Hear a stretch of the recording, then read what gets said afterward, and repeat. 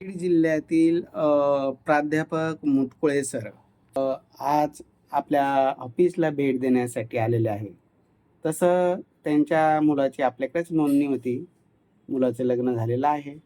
आता सध्या कोणी लग्नाचं नाही, पण जाताना एक त्यांना आठवण आली, चला एक सोनवणे साहेबाला भेट देऊ आणि लग्न जमवताना ज्या मुलाच्या, मुलीच्या ज्या अपेक्षा असतात, त्यावर त्यांना 2 मार्गदर्शन बोलावसं वाटलं. कारण त्यांचं तर झालेलं आहे, पण इतर मुला-मुलींचे जे लग्न थांबलेले आहे, त्याला खरं काय कारण आहे, त्याबद्दल ते आपल्याला सांगणार आहे. हं. बोला ना मुटकुळे साहेब. पार्थ वधूवर सूचक मंडळ संभाजीनगर. तर या ठिकाणी माझ्या मुलाचा विवाह नातेवाईकामधून झालेला आहे आणि रावसाहेब सोनवणे यांचं जे विवाह मंडळ आहे ते अत्यंत उत्कृष्ट आहे. मी माझ्या वैयक्तिक कामाच्या संदर्भामध्ये औरंगाबादला आल्यामुळं मुद्दाम होऊन त्यांच्या ऑफिसला भेट देत आहे. अलीकडे मुलाचे आई-वडील, नातेवाईक असतील, मावस भाऊ असतील किंवा मामा असतील आणि मुलीचे पण काय होतंय, नुसतं बायोडाटा टाकतात. बायोडाटा टाकल्यानंतर जर समजा मुलाकडच्या मामाने म्हणा किंवा समजा वडील असतील, भाऊ असतील यांनी जर फोन केला, तर मुलीकडे आई म्हणा, वडील म्हणा, मावस भाऊ किंवा चुलते फोन उचलत नाही आणि उचलला तर बोलतच नाही. अलीकडे अशी परिस्थिती निर्माण झाली की काय मुलीच्या आई वडिलांची अपेक्षा आहे हे काही समजायलाच मार्ग नाही. आमची मुलगी शिकलेली आहे, तिला पॅकेज चांगलं आहे. वेळेस तुमच्या सगळ्या गोष्टी महत्त्वाचं आहे, पण योग्य वयामध्ये मुलामुलीचं लग्न झालं पाहिजे ना.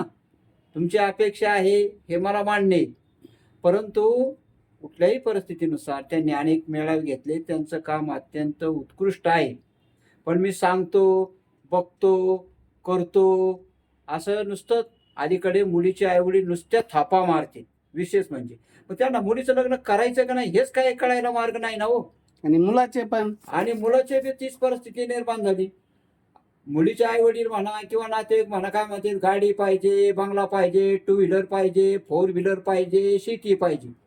मी म्हणतो समजा शेतीच्या संदर्भामध्ये बोलतो, यांची मुलगी काय शेतीमध्ये कामाला जाणार आहे का? सांगा ना मला. आता माझ्या मुलाचं लग्न, माझ्या मुलाला 1.5 लाख रुपये पेमेंट महिन्याला होतं.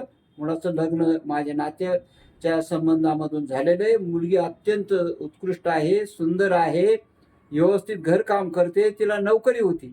पण मला मुलीला नोकरी करू द्यायची नाही. माझा एकुलता एक मुलगा आहे, 16 एकर शेती आहे, नगरला मोठा फ्लॅट आहे, गावाकडे बंगला आहे, वेल सेटल आहे आणि अशाही परिस्थितीमध्ये मला आवश्यकताच नाही.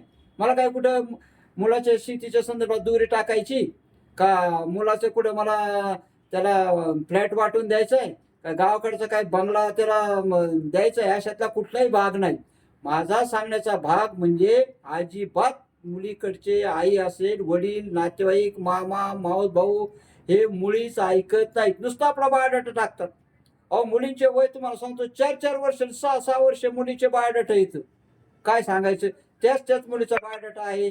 काय त्या बायोडाटा, मुलाची तीच परिस्थिती निर्माण झाली आणि मुलीची परिस्थिती तीच निर्माण झाली. आमची मुलगी आहे, पुण्याला आहे, कुठं कोल्हापूरला आहे, नाशिकला आहे, कुठं सोलापूरला आहे, नांदेडला आहे. याला काहीच अर्थ नाही. तुम्हाला सांगतो, तुम्हाला सांगण्याचा उद्देश योग्य वयामध्ये तुमच्या मुलाचं मुलीचं लग्न होणं आवश्यक आहे.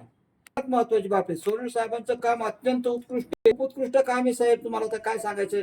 माझ्या कामासाठी मी आलो, मला कुठल्याही परिस्थितीमध्ये साहेबांची भेट घेतल्याशिवाय मला जायचंच नाही.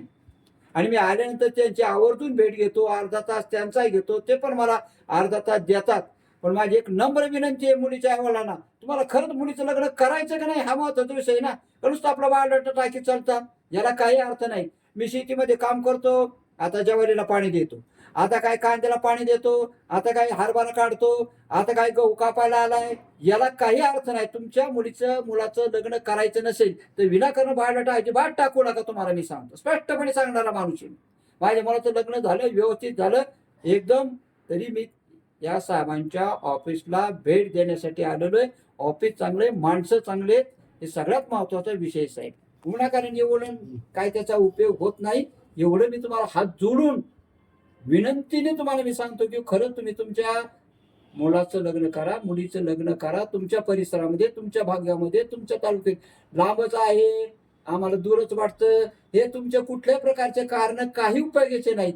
स्पष्टपणे योग्य वयामध्ये तुम्ही मुला-मुलीचे लग्न करा.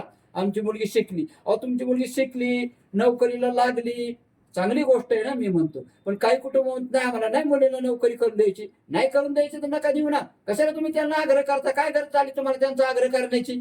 काही श्रीमंत घराणे ते म्हणत नाही आम्हाला मुलीला लग्न करून द्यायचं. माझं वैयक्तिक उदाहरण सांगतो ना. मी म्हणलं माझ्या सुनाला नोकरी करू द्यायची नाही. तो माझा वैयक्तिक प्रश्न आहे. तर 2 शब्द बोला, नाहीतर तुम्हाला तुमचा मार्ग मोकळा, मला माझा मार्ग मोकळा. व्यवस्थित माझ्या लग्नाचं मुलाचं खूप मोठं लग्न झालं. माणसं खूप चांगले मिळाले, मुलगी सुंदर मिळाली आणि सोनवणे साहेबांचं मला अत्यंत सहकार्य लाभलं. महाराष्ट्रामध्ये त्यांची ते अशी पार्थ ही विवाह संस्था आहे ती अत्यंत उत्कृष्ट आहे. यांच्या ऑफिसचा तुम्ही लाभ घ्या, संपर्क साधा, त्यांच्याशी बोला. प्रत्यक्ष त्या मुलीच्या आई वडिलांनी मामानी मुलाच्या घरी जा, त्यांच्याशी 2 शब्द बोला, त्यांना तुमच्या घरी बोला, त्यांना तांबर पाणी द्या, कोरभर भाकरी द्या. पण तुम्ही घरच सोडत नाही तर तुमच्या मुलाचं मुलीचं लग्न कसं काय होणार हो साहेब? इम्पॉसिबल, कदापि शक्य नाही. म्हणून तुम्हाला हात जोडून माझी विनंती आहे की हे तुम्ही लक्षात घ्या. एवढं मी तुम्हाला विनंतीने सांगतो. सरांनी अगदी मन ओतून सांगायचं की बाबांनो, मुलांचं मुलींचं तुम्हाला जर लग्न करायचं आहे तर एकमेकाच्या घरी जा, एकमेकाला आपल्याबद्दल माहिती द्या.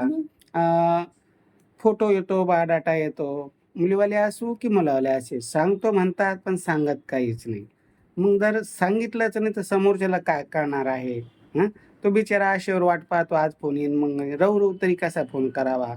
आपल्याला एखाद्यानं बायोडाटा पाठवला, तुमचा निरोप द्या, तुमचा मुलगा आम्हाला पसंत आहे किंवा मुलगी आम्हाला पसंत आहे.